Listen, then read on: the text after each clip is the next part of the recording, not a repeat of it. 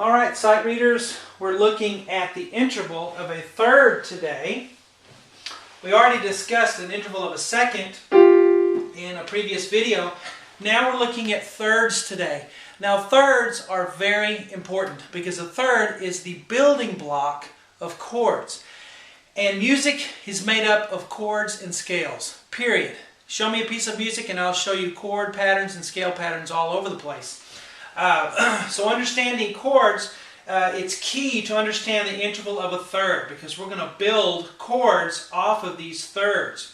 Now, when you see music and you see a line to a line or a space to a space, that's always a third. And thirds will always sit nicely on top of each other.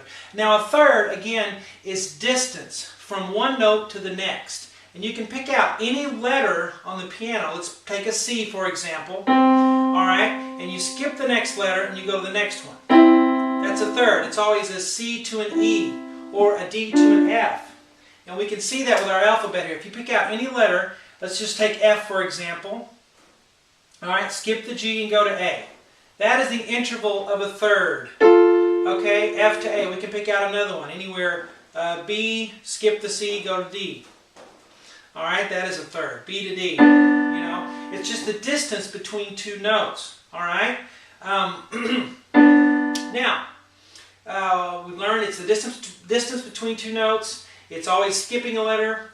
And then it's always line, line, and space, space. Alright? To make a chord, all we're going to do is add another third on top of it. Okay, let's take the F and the A that we did. We just did F and A. If I add another third on top of that, and I go to the letter C, okay, that makes a chord. Okay, right here, the FAC makes a nice chord. Do you see how the chord is built out of thirds? F to A is a third, and then A to C is a third. Okay, that's why we call it the building blocks of chords. That's the simplest kind of chord you can have. Now, at the end here, I show you a chord. I'm going to do that later. A very complex chord, a C13. Ooh, yeah, very fancy chord. But I'm going to show you that it's built out of thirds. So we have to start as sight readers picking out thirds, picking out the space, space, picking out the line, line. All right, let's do another one here. We said B to D. Well, let's go ahead and include an F here. All right, so this is a B chord. A B chord will always have B, and the D is the third away. And the F is a third away from that. So that makes a B chord. This happens to be a diminished chord. And we'll get into the reasons of that later. I don't want to get too technical here yet. So B, D, F is a B chord. We can pick out anything. You just, right here, let's do this. E, G, B.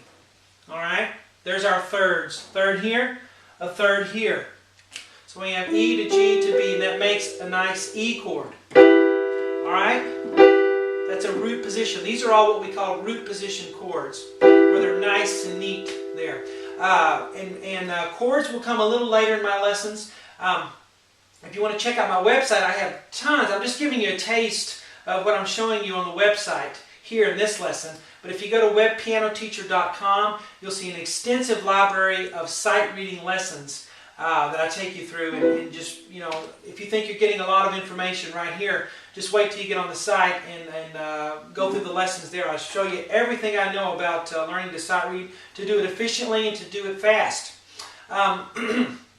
So let's take a look here at our thirds. Whenever I see a third, okay, my eye always goes to the bottom note first. I always read from bottom to top. It's very, very quickly, okay, maybe 1/100 of a second till I see the E above it, but I always see the bottom note first. So I think that's a good way to do it. When you're looking in your sight reading here, we're doing treble clef, we're doing right hand.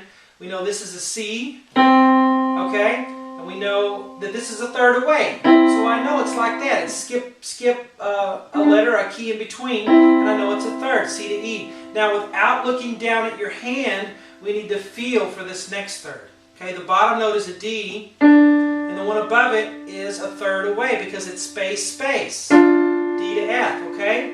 Alright? And then we go up to the next one here. A bit of a skip. Okay, you want to feel for it if you can. If you absolutely have to look down, flash your eyes down. Don't put your head down and just stare. Our eyes want to be mainly up here and occasionally flash down to see where we are on the keyboard, okay?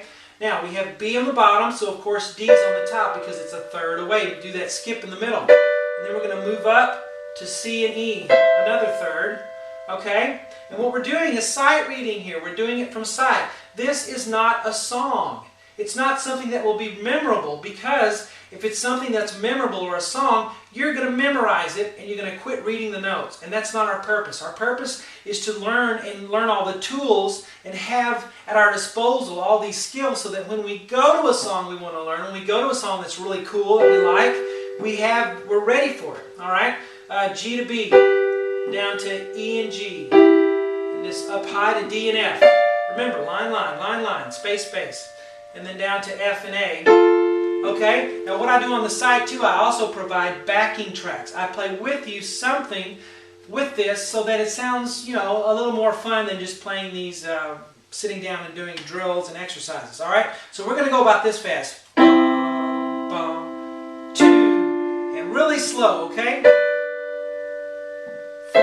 The idea is to have a whole lot of music in front of you all the time, more and more, something new, something new, something new, but not have it be too hard, okay? Not too difficult, but have that level of music and put a ton of that in front of you so that your eyes are constantly having to see something new, constantly having to think, okay? Making it a reflex instead of having to think about it and go all cows eat grass on every note. That's awful to have to go through life doing that. All right, here we go. Here's the backing track. Ready, play.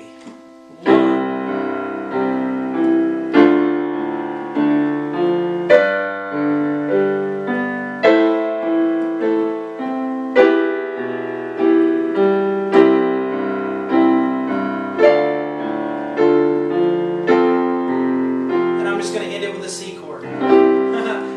Anything there. We have the F and the A, and then I play the C chord at the end. Okay, the last thing I want to show you is why thirds are so important. They are the building blocks of chords. I always remember in school, amino acids are the building blocks of protein. I always thought that was so cool. The building blocks, the simplest thing that, that we use to build something else. And that's what we're going to do here. As you can see this, line, line, line, line, line, line, line, all the way up. We have 1, 2, 3, 4, 5, 6, 7 notes, and they're all line notes. This is a very cool chord. It's called a C. Well, this is a C chord here. If you add this note, it's a C7, C9, C11, C13, and it sounds like this. Isn't that a cool jazz chord? Now I did put a flat on the B and I put a sharp on the F, but that doesn't matter. It's the letters that matter. C, E, G, B, D, F, A. Okay? And we're building a chord out of thirds. Okay? I use that chord a lot if I'm playing, if I want a jazz sound at the end of my blues or something.